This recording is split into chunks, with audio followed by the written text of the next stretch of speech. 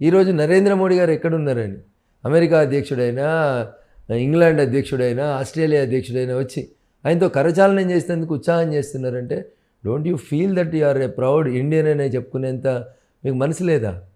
అంత లేకపోతే ఎవరేం చేస్తారు చెప్పండి.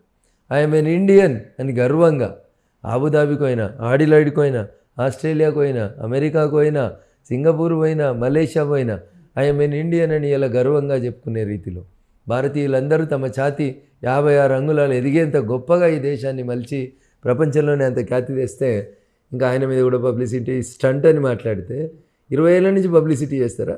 20 ఏళ్ళ నుంచి పబ్లిసిటీ స్టంట్ ఉంటుందా? మీరు అన్నారు నన్ను ఎందుకు అలసిపోయినట్టున్నారు సార్ అని. కానీ నరేంద్ర మోడీ గారు ఎప్పుడైనా అలసిపోయినట్టు కనబడుతుర్రా మీకు? కనబడతలేరు కదా. ఇంత పెద్ద దేశాన్ని 140 కోట్ల మంది ప్రజలని తన కుటుంబంగా ప్రకటించి తన కుటుంబంలో ఎవరికి కష్టం వచ్చినా తనకు కష్టం వచ్చినట్టు ఫీల్ అయి పనిచేస్తున్నటువంటి నాయకుడు.